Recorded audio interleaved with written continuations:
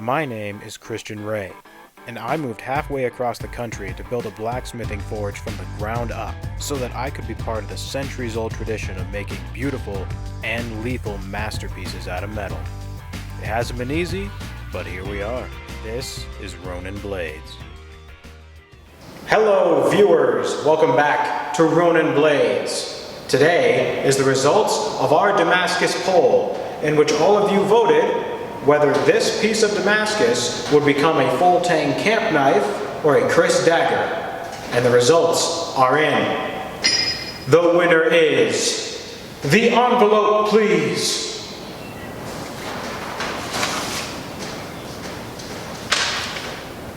The Kris Dagger. Oh crap, that's the hard one. But I accept the challenge and go straight to drawing out our billet. I also have to be sure to forge the tang early on so I have something to hold on to. I use even hits on both sides, and soon I have the tang fully drawn out, meaning I can move on to the tip and eventually beveling. One of the reasons the Kris Dagger is the harder one is because it has two edges, meaning it needs 4 bevels that have to be even. This takes some time, but it's nowhere near as important as the crucial step that makes a Kris Dagger a Kris Dagger. I use the horn of the anvil to forge in our scalloped edge. A scalloped edge is a serpentine shape in the blade, meaning that the edge is no longer straight, but a series of waves. It is this series of waves that makes a Kris Dagger a Kris Dagger, and brings us to the end of rough forging. And our rough forging is done. It came out great. We got 3 curves on our scalloped edge. We just got to move on to profiling and pre-grinding, then on to heat treat. But before I move on, I just want to highlight the importance of our scalloped edge. Scalloped edges really do transform whatever it is you're working on. Something with a straight edge, just made into a scalloped edge, becomes different. For example, if you were to get a greatsword that has a blade this big, straight, it's a greatsword. You take that same blade, scallop it, now you got a flamberg.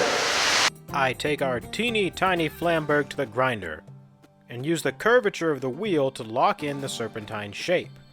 The dagger is a little long, so I have to turn our grinder to the side of the table so I have plenty of clearance. I also have to be very careful to match the serpentine shape on each pass, giving us an even bevel. I then move on to thermal cycling and quench, followed by a temper before getting back on the grinder for our polishing and sharpening. The more polished a piece is, the more the Damascus pattern will show up, so I use our buffing wheels to get a mirror finish. And here it is, polished, sharpened, ready for its handle.